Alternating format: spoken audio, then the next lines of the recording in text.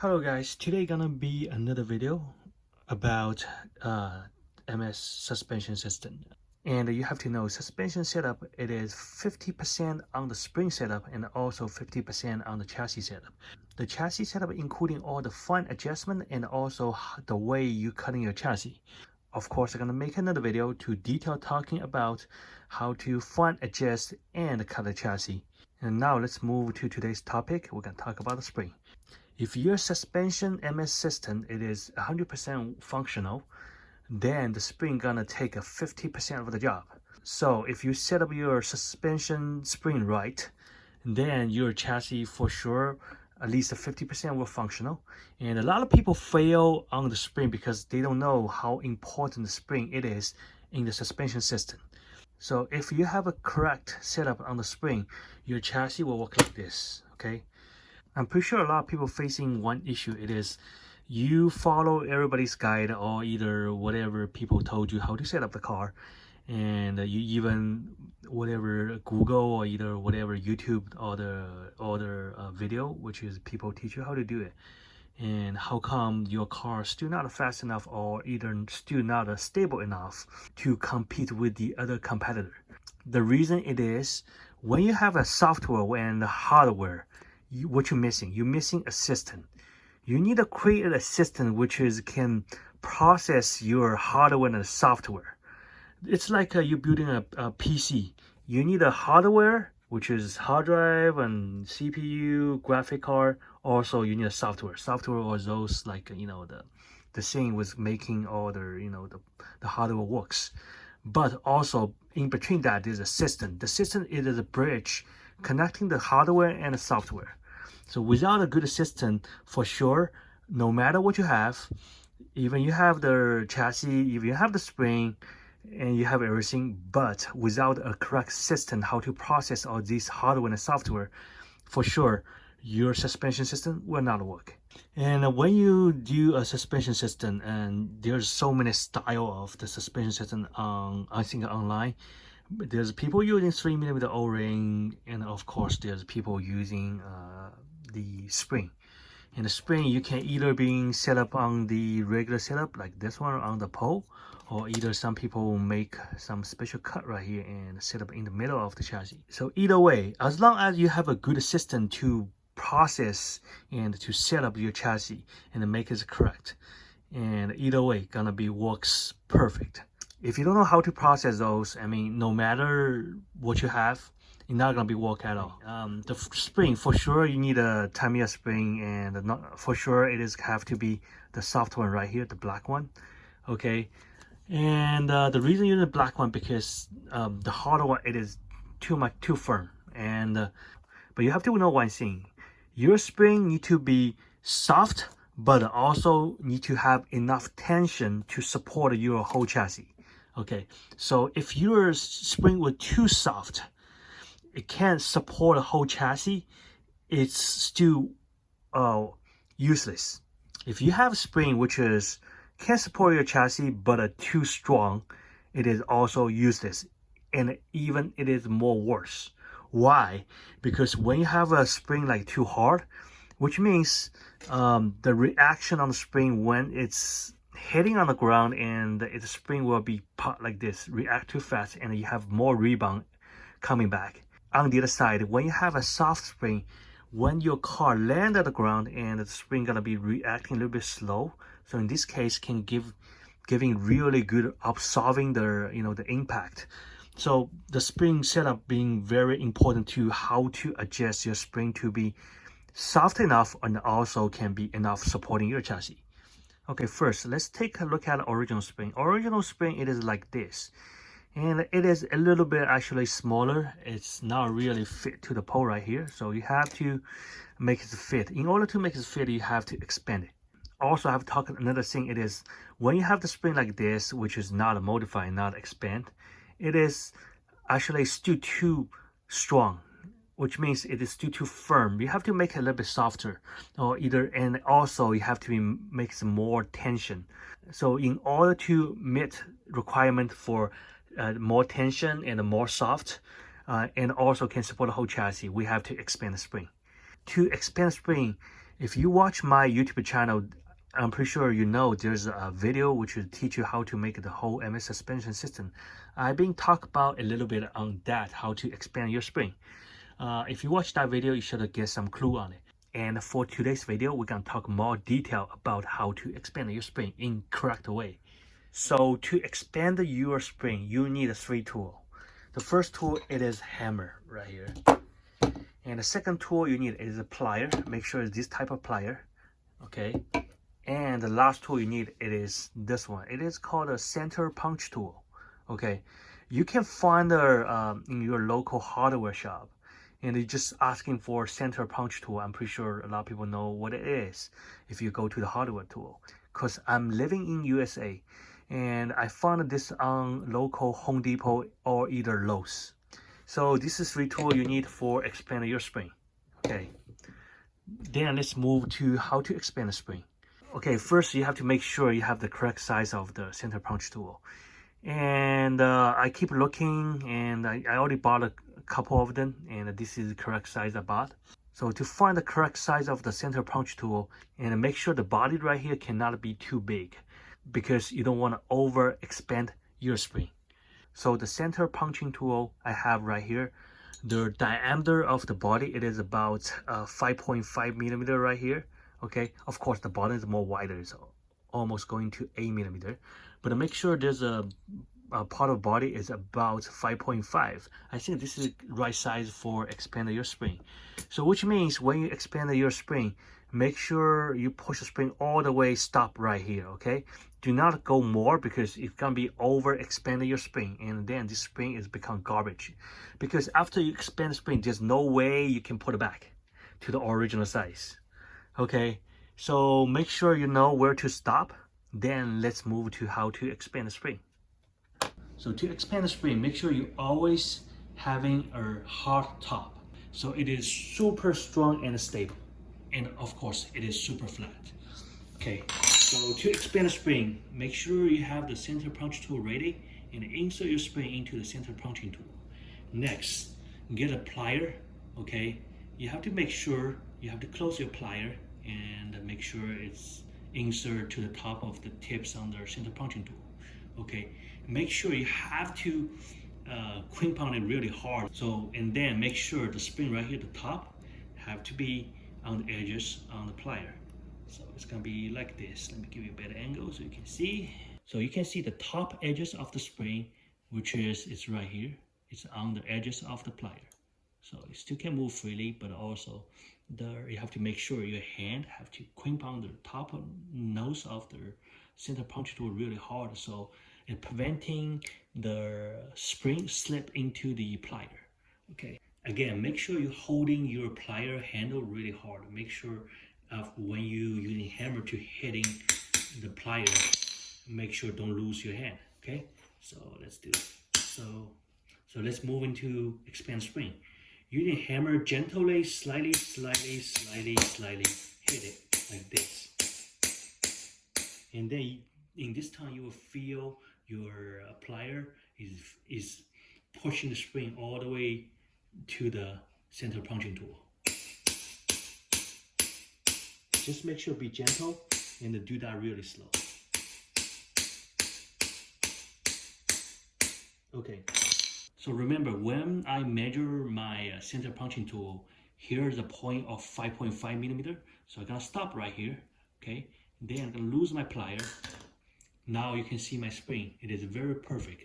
It is got very evenly expanded, okay? Then I'm gonna take it out the spring from top of the center punching tool. Just using your hand and nail, just push out like this. So now let me give a better angle so you can see. You can see my spring. It is already expanded, but also you have to notice one thing.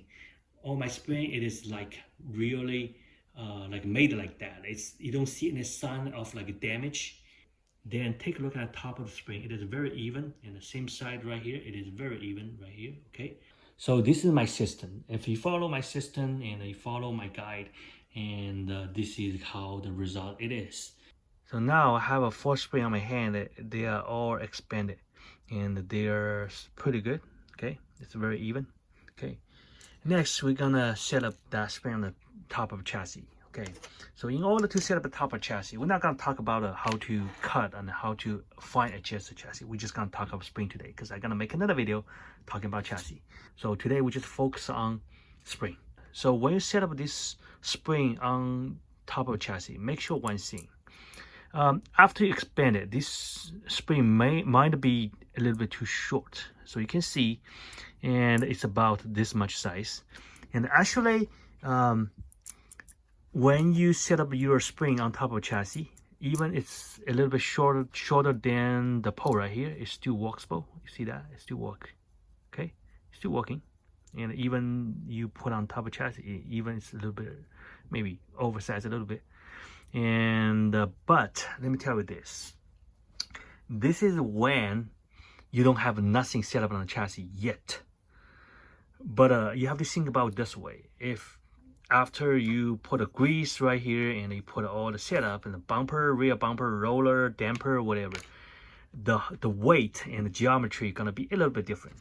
So my suggestion it is when you expand your spring and the spring it is about a little bit shorter than the pole, you better do this. Kind of stretch a little bit, but not stretch too much. It stretch slowly stretch until it is same height as the pole, like this. Okay, this one didn't stretch yet, so you can see the difference right here. So you can see this one slightly shorter, this one slightly shorter than this one. So make sure stretch a little bit like this, but don't do that too hard. Just gently, slowly doing like that. And then make sure one thing. Sometimes when you expand the spring, the stupid thing could happen. It is like this side right here. Maybe you can see not very even, but one side must be very even, like this side right here on the top, on the other side. Okay, right here.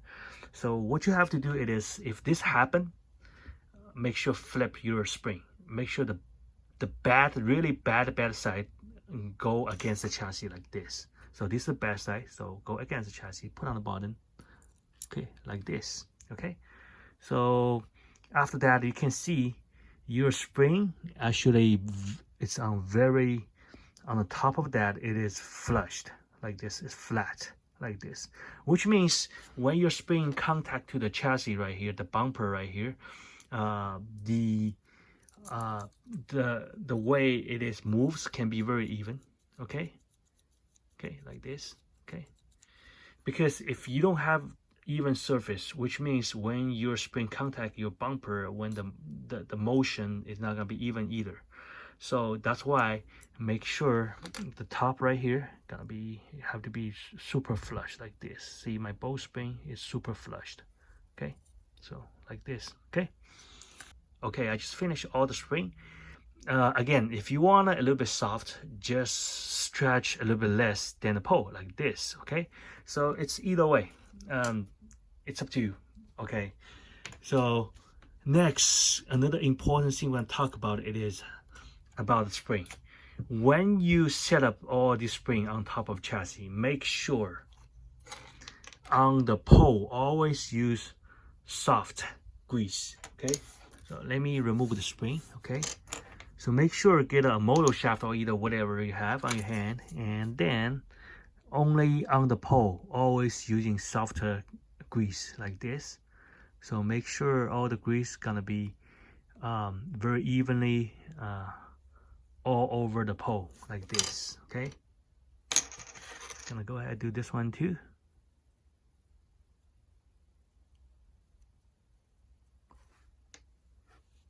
So okay, right now you can see all my pole right here is already applied with soft grease. Of course you can using super hard grease, but it really depends you know, the gap.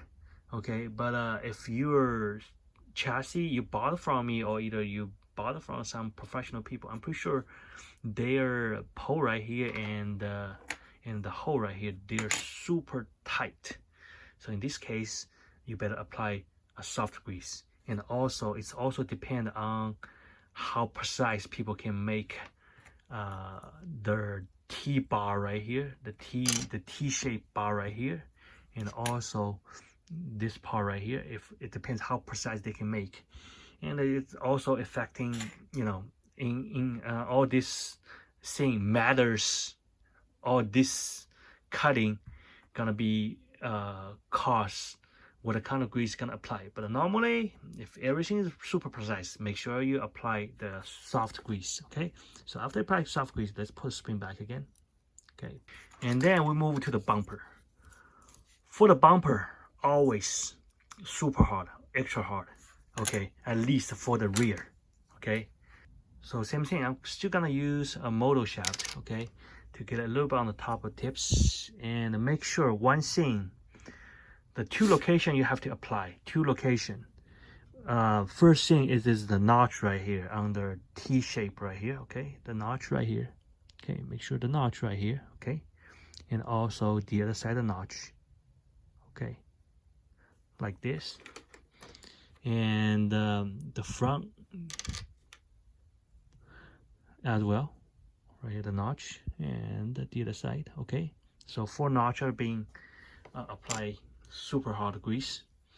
And then next is on the bumper. This is the rear bumper. Okay, make sure you apply it right here like this. Make sure it's evenly spread like this. Okay, okay, so next we're gonna see it can give you a slow reaction, which means this is have better absorbing the impact. Okay, so you can see like this. Okay, front is gonna be a little bit complicated, because you know why. Let me tell you why front is complicated. Front, because front actually sometimes it is more tighter or firm than the rear. So it really depends on how firm it is. So anyway, if you make like it's hard to describe, but anyway, try to apply super hard first. If after you apply super hard grease, you feel some jam, it's really move not very smooth, which means that smooth not move quickly, which means move sometimes it gets stuck. You can also, after you apply some super hard, you can apply some soft one, okay, to just give it a little bit loose up. So it's really complicated to describe because every chassis is different. So on this chassis, and I know I only have to apply super hard on the front as well, so it can give me slow reaction like this. See that?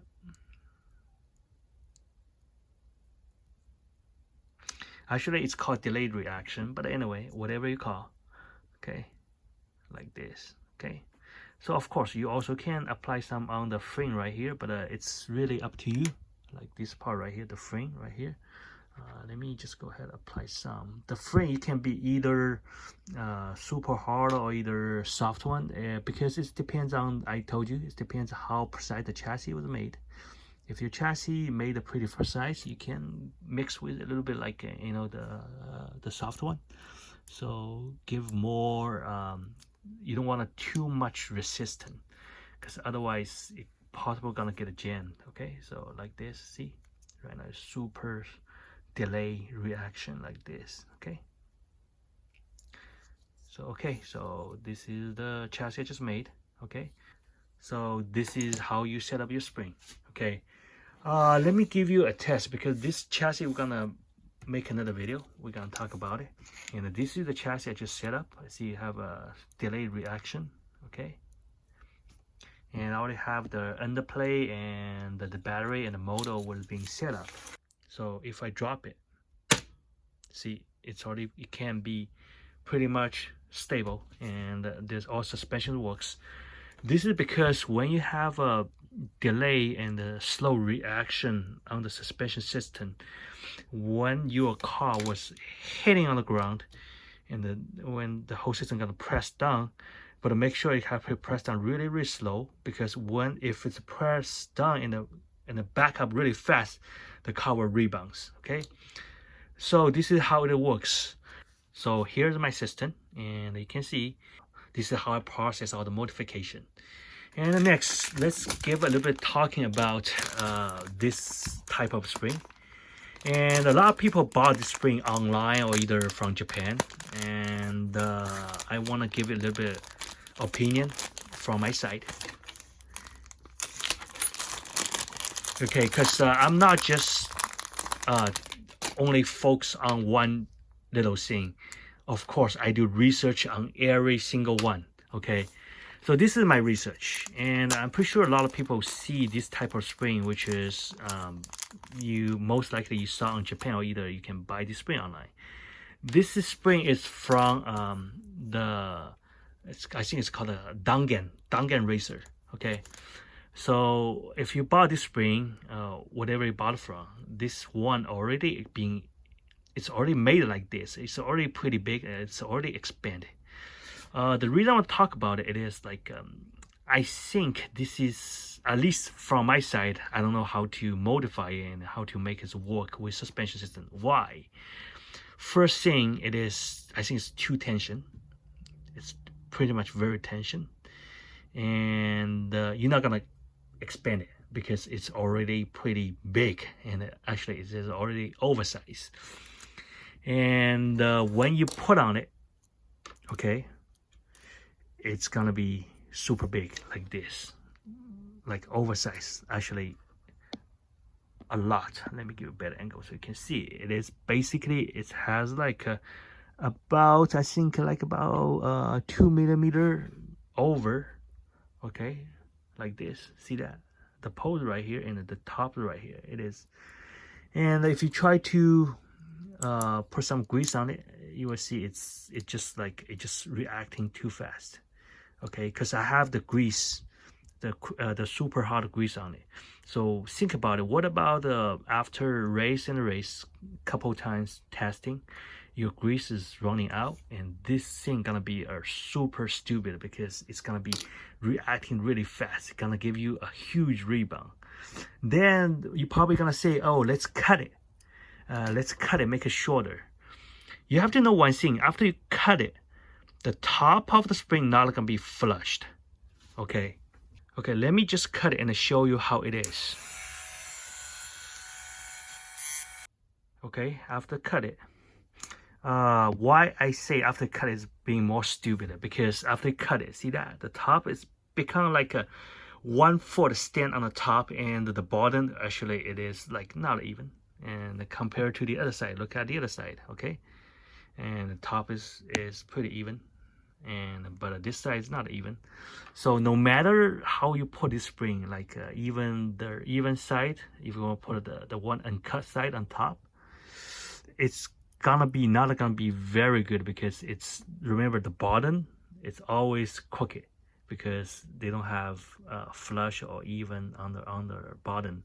So if you flip over, it's gonna be more stupid because the top only have, let me give you a better angle so you can see it. So on the top, you're only gonna see and this much, and it's on top, and the rest of them, it is kind of like on the lowest point right here. Okay, so it's like you have 1 foot instead of like using 2 foot to balance your body. It's like that. So it's pretty stupid. So I don't know. I would say this spring works for the suspension system, but you want to say it is 100% functional? No. Okay, because from my opinion, anything if it's not a function correctly, and it is useless.